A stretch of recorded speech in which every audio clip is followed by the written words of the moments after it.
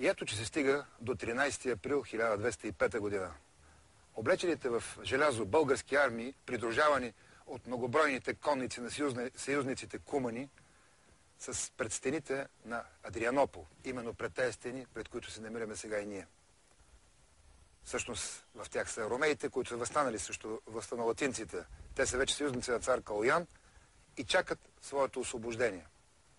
Но за да го получат, трябва да се стигне до тази решителна битка, която всички ние днес учиме в учебници си като Одринската битка. На 13 април рицарите, които също са извън стените, се намират за твоят стан, здраво укрепен с дървени колове. Рано сутринта към тях препускат водените от Коче кумани. Това са варварите кумани, дошли от Азия, които могат да си играят с лъка, като с една играчка. И именно с многобройните си тежки лъкове, те изхвърлят хиляди стрели. Стрелите не нанасят кой знае какво голямо поражение, но за сметка на това не дават на рицарите спокойно да закусят и да изслушат своята утрешна меса. Това не се нрави на граф Луи де Блуа и де Шартрен, един много буен рицар, един много храбър човек.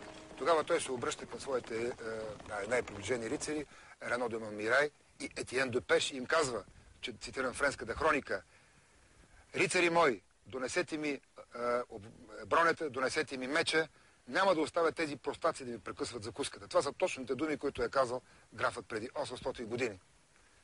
И по този начин, облечен в желязо заедно със своят отряд, той излиза извън крепостните стени. Няколко километра рицарите преследват куманите, но най-накрая те се отказват, разбирайки, че са въвлечени в една засада. Този ден минава така, вечерта император Балдуин свиква баронския съвет и забранява на всички да се подават на тези провокации. Но още на следния ден, на 14 април сутринта, по абсолютно същия сценарий, граф Луи отново е ядосан и обиден от това, което става. Отново излиза със своите хора, но този път не се връща обратно в лагера. Изминавайки пак няколко километра, се вижда, че този път той ще преследва куманите до последно. Тогава за император Балдуин не остава избор. Свири за бой и цялата рицарска армия поема в безнадежния път подир недостижимите кумани. Някъде около 9 км от лагера все пак се разбира, че тук нещо не е в ред. Рицарите спират, но в този момент куманите се обръщат и отново изстрелват залп от стрели. И това е достатъчно, за да продължи безнадежното преследване. И така се стига до това място, което днес търсиме толкова много. Някъде около 20-25 км от стените на Одрин. Това е място, както го описват средновековните хронисти Никита Хониат и французи на Жофруа де Вуардуен, като място с оврази, с стръмни склонове и с много вода, блата, направо казано. Това е много интересно, защото колкото да е променена днеска, околността на Одрин е доста равна, доста еднотипна. Верно, минават големите реки Марица, Арда и Тунджа, но в крайна сметка тя е доста изравнена. И по този начин и до днеска съществуват много хипотези. Има хипотеза, например, че рицарите са тръгнали някъде на север и битката е станала при днешната крепост при село Маточина, на територията на България. Една великолепно запазена крепост с чудесна кула, която и до момента е много импозантна. Други път предлагат северозапада, в който бихме стигнали до крепостта при село Мезек. Също една много добре запазена крепост. Средновековните извори обаче не говорят за никакви крепости. Те говорят само за такива оврази, такива долове пълни с вода. Така че лично моето виждане, че това е станало на слива на реките Арда и Марица, което се намират около 20 км от днешния Одрин, и където именно има точно такива условия, каквито са описани. Така или иначе обаче е факт, че точно на това място чакат тежко въоръжените, облечени в желязо български полкове. Куманите завеждат рицарите до тях. Изведнъж над рицарската армия се изсипва нещо страшно. Различните хронисти го описват много драматично, но е факт, че авангарда на рицарите е буквално смазан. Рицарите са повалени направо на земята с ласа, с аркани, с пики. Долу шлемовете си били свалени и са им преразвани главите. Избивали се конете, посичали са с коси, за да могат те да паднат и да бъдат обезглавени. Ето, това е картината на този страшен бой, който тогава се развива. Запазени са обаче няколко епизода от различни хронисти, които ни разказват много емоционално за случилото се. И когато вече и конете им били изморени, те попаднали под неизморените скитски войски и били обградени от всички страни. Като гъст, черен облак, скитите нападнали латинците и не им давали възможност нито да разгърнат конницата, нито да избягат. Загинала най-добрата част от латинската войска, която била опитна да си служи Скопие.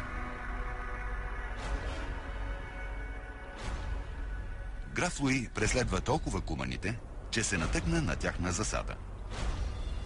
Когато видя засадата, той се обърна назад.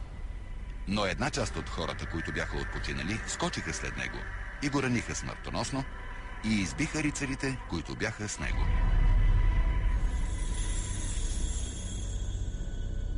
Граф Луи излезе пръв със своя батальон и почна да преследва куманите. И той съобщава на император Балдуин да го последва.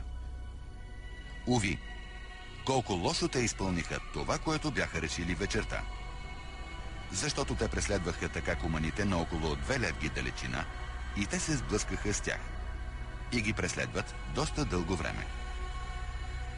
И граф Луи, който пръв започна битката, бе ранен на 2 места, твърде тежко. Накрая, понеже Бог допуска премеждията, те бяха разбити. Там, на бойното поле, останаха император Балдуин, който никога не пожела да бяга, и граф Луи. Император Балдуин беше взет жив, а граф Луи убит. Така завършва битката при Одрин. Рицарите са напълно разгромени. Според данните са убити над 300 от най-известните френски и фламандски рицари. Ще кажете, че това е малко. Всъщност, рицар през средновековието, това е термин. Той включва тези, които са заедно с него. Говори се само за благородници, но там са сержанти, оръженосци,